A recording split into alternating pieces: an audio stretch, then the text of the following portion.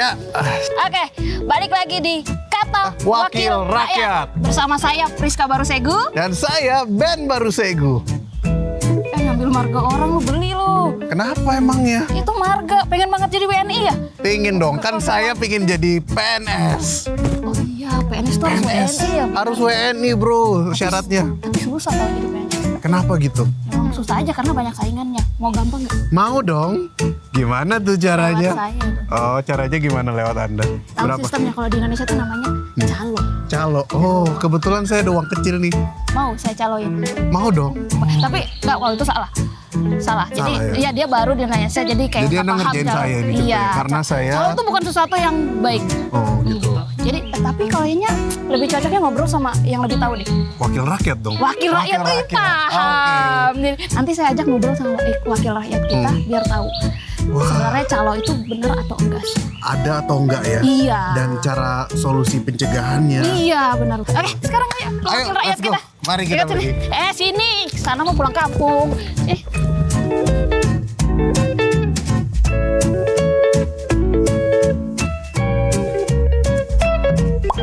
Dan siang ini kita bersama Bapak Anwar Hafidz. Sudah ketemu sama iya. wakil rakyat Wakil yang tadi rakyat. saya janjikan Betul mau sekali. ngobrol-ngobrol. Bapak di tengah-tengah kesibukannya menyempatkan waktu. Terima kasih banyak Pak Iya. untuk ikut di Memang kesibukan kita memang untuk Untuk rakyat. rakyat. Untuk Yoi, rakyat, kita kebetulan rakyat. kita rakyat. Kebetulan kita rakyat. Jadi gini Pak, dia tadi itu Iya. ngobrol-ngobrol katanya dia pengen jadi PNS. Oh, gitu. Wah, itu. Cita-citanya PNS, seumur hidup Pak. cita-citanya. Waduh, pingin banget. Iya, Iya. Bapak sendiri PNS tuh susah nggak sih Pak sebenarnya kalau tesnya? Iya, jadi saya ini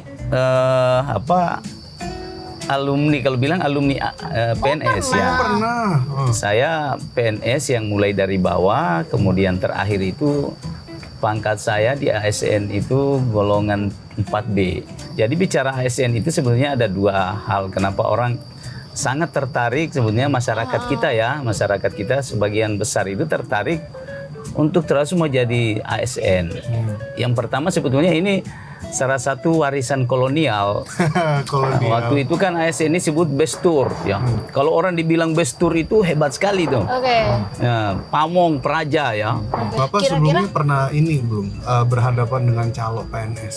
Nah iya, Iya, karena itu saking yang banyaknya pingin- itu, Iya. akhirnya kan sekarang tuh kesini-sini orang tuh kayak menjanjikan kalau mau cepat jadi PNS nggak usah nih ngantri-ngantri kayak gini Bayar caranya yang sekian susah. juta Ada yang bisa kayak jadi gini nih, PNS. Betul. yaitu lewat calo. Jadi kan kalau kita Itu gimana? bicara calo ya, bicara definisi calo nih. Oh. Calo itu kan satu. Ya. Kenapa orang suka calo? Karena fasilitas. Benar. Yang kedua, kenapa ada calo? Karena ada yang ada owner gitu kan. Oh. Ada yang memberi order, kalau ada orderan Ada gitu. demand lah. Kalau saya sih menyarankan supaya penerimaan ASN itu juga dibagi ya. Ada yang sifatnya reguler biasa, ada yang afirmasi. Nah, kenapa sekarang orang masih pakai calo? Contoh misalnya, banyak tenaga honor kita Ya. yang udah bekerja puluhan tahun, itu mereka kalau bersaing dengan anak-anak yang baru selesai kemarin, Iya. itu mereka tidak mampu. Kalah, benar. Jadi mungkin salah satu pikirannya karena ini selalu passing grade-nya harus dapat, maka solusinya dia mikir jalan keluar saya bisa dapat. Maka ini harus dirubah. Jadi ada penerimaan ASN reguler itu kayak perguruan tinggi itu. Coba kita lihat penerimaan perguruan tinggi di tahun-tahun yang lalu juga banyak calo. Tapi terakhir ini kan sudah Mulai tidak berkurang. dengar lagi itu. Padahal, nah ini satu, mungkin bisa ditiru itu sistem reguler seperti itu. Yang kedua, ya afirmasinya itu bisa ada dua, afirmasi luar biasa dan afirmasi biasa. Afirmasi luar biasa itu contoh misalnya para tenaga honor ya. Yang bekerja sudah sekian lama tapi mereka belum diangkat jadi pegawai. Ini harus ada kebijakan pemerintah ini. Kasian banget. Untuk bisa afirmasi luar biasa yang saya maksud tadi. Jadi mereka jangan lagi diikutkan sistem penerimaan seperti Yang lainnya, yang baru-baru gitu ya, benar. Orang sudah tua, umur Setuju. 40 tahun masih kan itu harus ada pemikiran negara memberikan itu, dan ini kami sudah sampaikan. Makanya sekarang lagi pembahasan undang-undang ASN.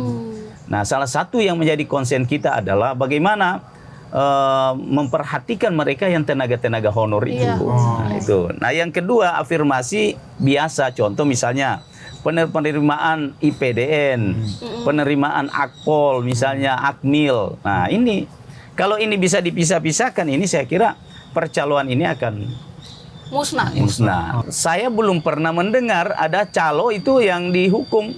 Harusnya kalau ini kita mau tegakkan supaya ada efek jera, itu harus dihukum. Ini kan udah didapat nih. Ini harus dipidana kalau menurut saya. Iya. Nah kalau itu benar. dipidana ada efek jera. Mungkin juga BKN kita sarankan supaya kerjasamalah dengan KPK misalnya ya, kepolisian, kejaksaan kan. Iya benar. Untuk dalam rangka pengawasan ini. Pengawasan penerimaan. Iya benar. Nah kita lihat seperti misalnya IPDN. IPDN itu dan setiap penerimaan itu kerjasama dengan KPK. Jadi orang baru ada KPK di situ orang udah mikir mau Wah, nggak bisa suap nih. gitu. Iya benar. Insight yang sangat menarik Pak Anwar. Iya, Terima iya. kasih banyak. Ternyata banyak ya solusinya banyak Pris banget, iya. untuk berurusan Dan mulai baru dari tahu efek juga, jera, libatkan KPK juga. Dan jangan kemana-mana. Nanti kita saksikan episode berikutnya. Tonton terus Kata Wakil Rakyat.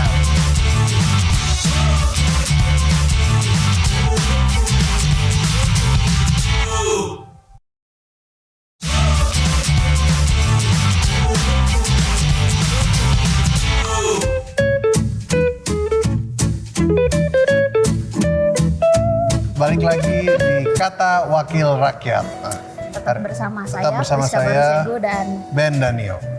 hari ini kita ngobrolin apa? Kita ngomongin tentang pendidikan bersama seorang bapak dari Komisi 10, Pak Bapak Mujib. Fraksi Golkar. Fraksi Golkar juga, sangat bangga jadi fraksi Golkar, keren. Ya, Pak, sebelumnya nih kita mau nanya, kalau di daerah-daerah gitu ada nggak sih Pak curhatan dari orang tua murid atau dari guru mengenai pendidikan yang sulit selama masa pandemi ini? Awal-awal pandemi itu tentu saja banyak sekali masalahnya. Nah saya orang Jawa jadi pakai banyak gitu. Banyak. Nggak apa-apa. Banyak. Saya Jadi, ngerti, Pak. jadi pertama masalah yang kita ini tidak semuanya familiar dengan gadget. Ya, Tidak itu dia. semuanya familiar situ dengan laptop dan sebagainya. Intinya adalah ketika ada daring itu tentu menyisakan masalah yang luar biasa. Panik lah. Tidak keluarga. semua keluarga itu punya gadget yang bagus, yang bisa untuk Zoom, untuk virtual yang lainnya. Jadi karena itu ini tentu menjadi masalah. Kemudian tidak semua daerah itu jaringan internetnya bagus, sehingga dengan demikian ada daerah-daerah yang sangat terganggu. Misalnya daerah yang topografinya itu adalah di atas, ada juga yang ternyata ada juga yang di bawah, yang di dekat dengan laut. Ketika ombak itu tinggi, angin gitu, itu juga Sinyalnya mengganggu bisa ngaruh sinyal, ya, Pak? Bukan cuma hujan doang. ngaruh sekali, Hujan, badai. sehingga akibatnya anak-anak itu juga kesulitan. Kemudian tidak semua orang tuanya itu ekonominya bagus, sehingga kuota itu menjadi masalah karena laki-laki minta kuota atas nama minta kuota bahwa itu nyatanya digunakan untuk game, kita nggak tahu ya.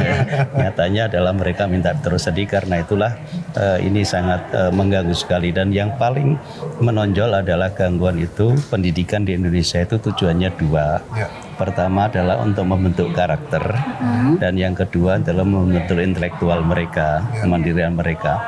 Nah kalau mungkin yang berkaitan dengan soal pengetahuan bisa saja itu ditransfer melalui teknologi, dilihat melalui Zoom dan sebagainya. Tapi kalau pembentukan karakter, Oh iya, itu kalau dia pembentukan karakter kan perlu percontohan, Iya, perlu sosial. perlu dialog, perlu lihat body language orang dan sebagainya dan sebagainya. Nah, terus kemudian perlu contoh-contoh sopan santun dan sebagainya.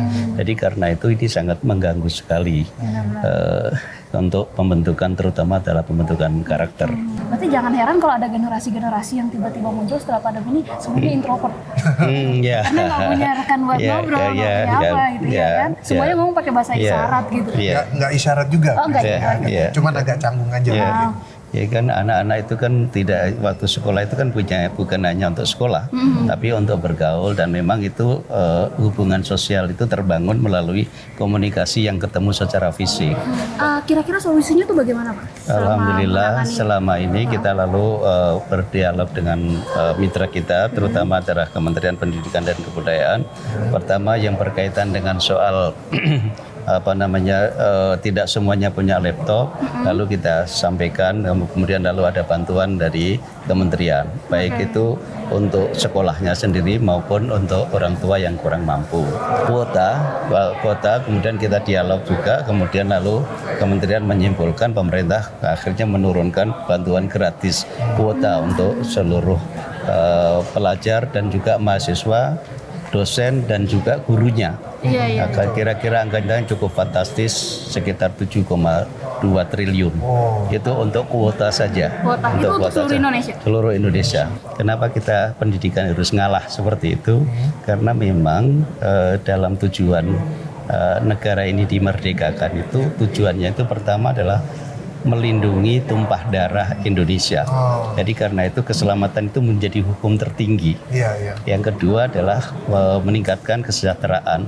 Yang ketiga mencerdaskan masyarakat. Jadi yang keempat baru ikut serta menciptakan perdamaian dunia. Karena itu yang paling utama adalah justru melindungi keselamatan dan jiwa orang Indonesia. Ya Bapak, terima kasih banyak untuk waktunya. Terima kasih banyak Pak. Iya, ini insight-nya luar biasa. Iya. Selamat juga, terima kasih untuk dikomunikasikan kepada masyarakat supaya masyarakat tahu betul bahwa kondisi kita memang masih pandemi, tapi kita berharap sebentar lagi selesai sehingga pendidikan dengan sistem tatap muka berjalan dengan lancar. Benar-benar. Terima kasih banyak teman-teman yang sudah menonton dan jangan lupa tonton terus Kata Wakil Rakyat.